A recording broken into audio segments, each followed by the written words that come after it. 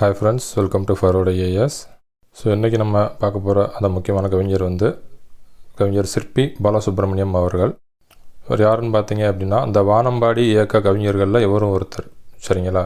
இப்போ நான் பிச்சமூர்த்தி அவங்கள எடுத்துட்டோம்னா அவங்களாம் மணிக்கொடி காலம். சரிங்களா? அந்த மாதிரி சிற்பி பாலசுப்ரமணியம் வானம்பாடி இயக்க கவிஞர். இவர் பிறந்த வருஷம் பார்த்தீங்கன்னா 1936. சரிங்களா? 1936 கோவை மாவட்டத்தில் உள்ள ஆத்துப்பொள்ளாச்சி அப்படின்ற ஊரில் தான் பிறந்திருக்காரு.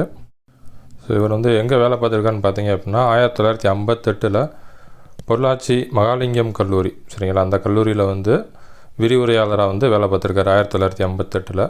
அதுக்கப்புறமா பார்த்தீங்க அப்படின்னா 1989 நம்ம கோவையில் இருக்கக்கூடிய பாரதியார் பல்கலைக்கழகத்தில் தமிழ்துறை தலைவராக வேலை பார்த்துருக்காரு. சரிங்களா? 1989 கோவை பாரதியார் பல்கலைக்கழகத்தில் தமிழ்துறை தலைவராக வேலை பார்த்துருக்காரு.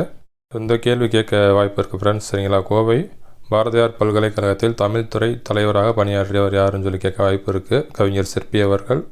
இவருடைய கவிதைகள் பார்த்திங்க அப்படின்னா பல மொழிகளில் மொழிபெயர்ப்பாயிருக்கு. சரிங்களா? எந்தெந்த மொழிகள்னு பார்த்தோம் அப்படின்னா ஆங்கிலம், கன்னடம், மலையாளம், மராத்தி, ஹிந்தி.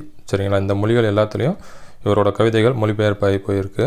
இவருடைய அந்த முக்கியமான கவிதை நூல்கள்னு பார்த்தீங்க அப்படின்னா ஒளிப்பறவை, சர்ப்பயாகம், சூரிய நிழல், ஒரு கிராமத்து நதி, பூஜ்யங்களின் சங்கிலி. சரிங்களா? திரும்ப சொல்கிறேன்.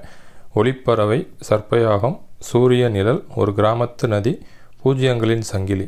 சரிங்களா? நூல்கள்லாம் நல்லா படிச்சுக்கோங்க. இதெல்லாம் அவருடைய கவிதை நூல்கள். இதில் அந்த ஒரு கிராமத்து நதி அப்படின்ற கவிதை நூலுக்காக 2002 சாகித்ய அகாடமி வாங்கியிருக்காரு. சரிங்களா? முக்கியமான கொஸ்டின்.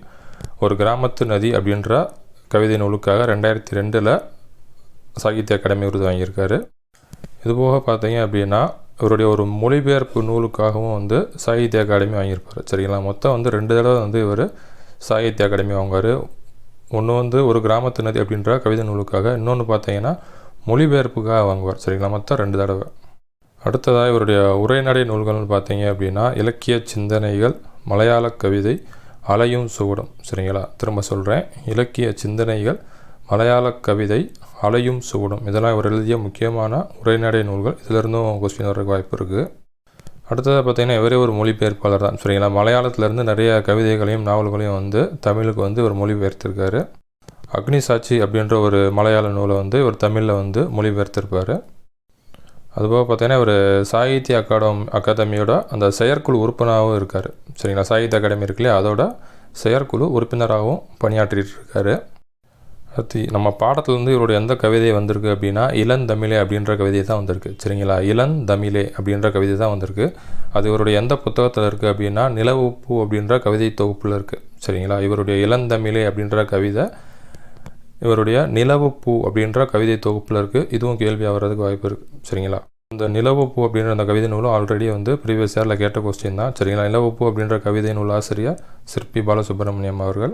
இதுபோக இவர் வாங்கிய மற்ற விருதுகள்னு பார்த்தீங்க அப்படின்னா பாவேந்தர் விருது வாங்கியிருக்காரு, கலைமாமணி விருது வாங்கியிருக்காரு. சரிங்களா? சாகித்ய அகாடமி விருது 2 தடவை வாங்கியிருக்காரு. So thank you friends.